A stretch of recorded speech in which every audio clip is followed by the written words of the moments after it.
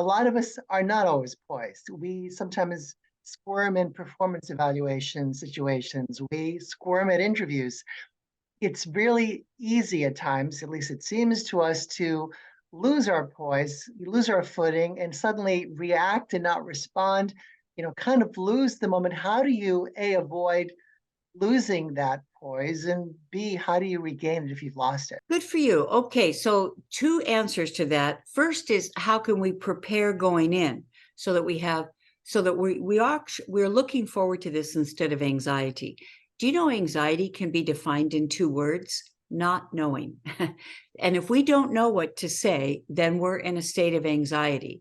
So I do not believe in winging it. I believe in W5ing it. And in fact, Tony, afterwards, I'll be glad to send you my W5 form and you can share it with people, because if we're going into an important conference or interview or meeting with people who are in a position to recommend us, we don't wing it, then we don't know what's going to happen. We don't know what we're going to say when what's happened. So we ask ourselves, so what are the 7 most frequently asked questions? Tell me about yourself. Why you instead of the other guys? They're going to ask what your weakness is, what your strength is, etc. There are very common questions. It's like, they're going to say, well, put me in the scene where you met a challenge and you were able to turn it around or something. So that's why I believe drafting, we're not scripting this. We're not rehearsing this. We're not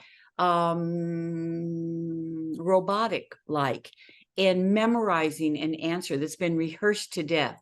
We're familiarizing ourselves enough with it. So when we start to hear the question, we kind of get a little confidence edge of knowing, I've anticipated that, and I have something I can say that's actually substantive, has the facts, and that has warmth and feelings to it as well. So let me do 2 things here.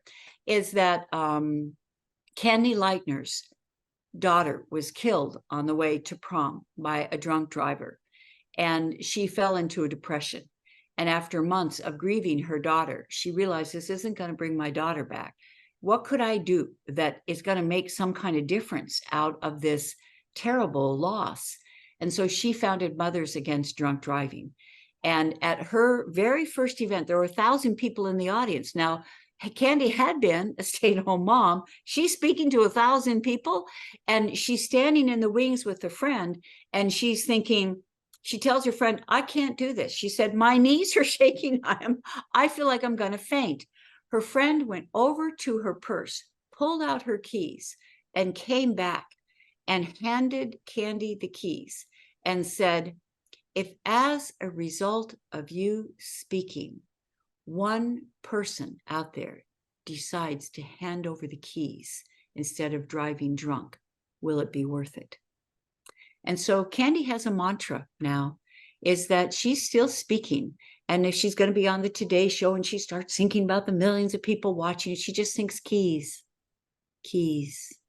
So I'm asking you, before you go in it, well, I'll tell you what Tony, you want to know what I say before a really big, high stakes, high tension, high pressure event? Yeah. Joy. Right? Because if I'm thinking, oh, I hope they ask me back. Oh, so-and-so is going to be in the audience. I hope they're impressed or so forth. That's tension. That's anxiety. And that's not what I'm here to do. I'm here to serve, not to shine. I'm here to make good, not to look good. I am here to make a difference, not to make a name. And before we walk into an important situation, if we center ourselves in, I am here to connect. I am here to look on someone's walls and see something and ask about that instead of just talking about myself. I am here to ask what they're looking for. And if there is something we haven't talked about that they would like, I'm here to turn this into a dialogue. I'm here to find out what this person and I have in common that we might bond over. And now I'm watching our time. A quick little story. I've talked about Tom. Let's talk about Andrew. Andrew started a nonprofit in Washington, D.C. called Dreams for Kids. And there was, they wanted to use the Howard University big campus center. It's like 3 stories. It's got bowling, it's got ping pong, it's got a dance floor, etc., for their annual Christmas party. And so he was finally able to get 15 minutes with Dr. Roberta McLeod, who was head of the campus center.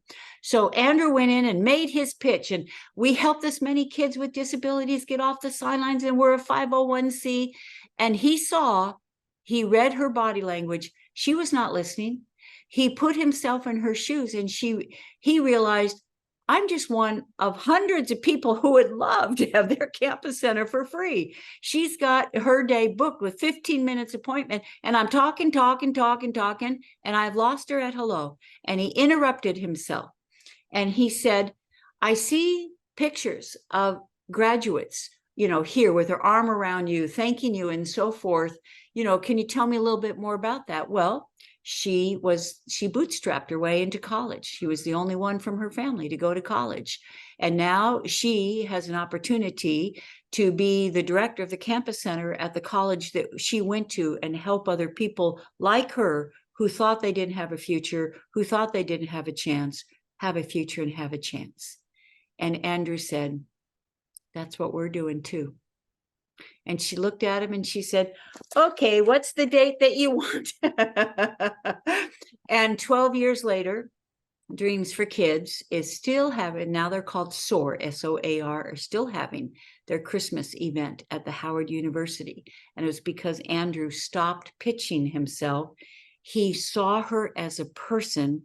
He found out something about her and genuinely complimented it in a way that was bonding. So I hope we have a mantra going in, whether it's joy, whether it's connection, whether it's listen, whether it is take notes and then circle back to something they said. So, you had said earlier in your interview that that you're coming into what you think is going to be your most challenging Q1, in a long time. Can you tell me a little bit more about the challenges that the team will be facing in Q1? So how are we going to prepare ourselves to walk in with gratitude and joy that we have this opportunity to interview for this job, to meet this person, to create a meaningful connection, to share our expertise and our experience and our epiphanies in a way that they might decide that this person would be a good addition to their team? We walk in with the gratitude and the joy and the appreciation for the opportunity. And I believe, Tony, it helps us be more present, and it helps us be a human being whose goal in that situation is to add value and to connect and to find out what they're looking for and how we may be bringing something to the table that's a match for that. So it's a win-win for all involved.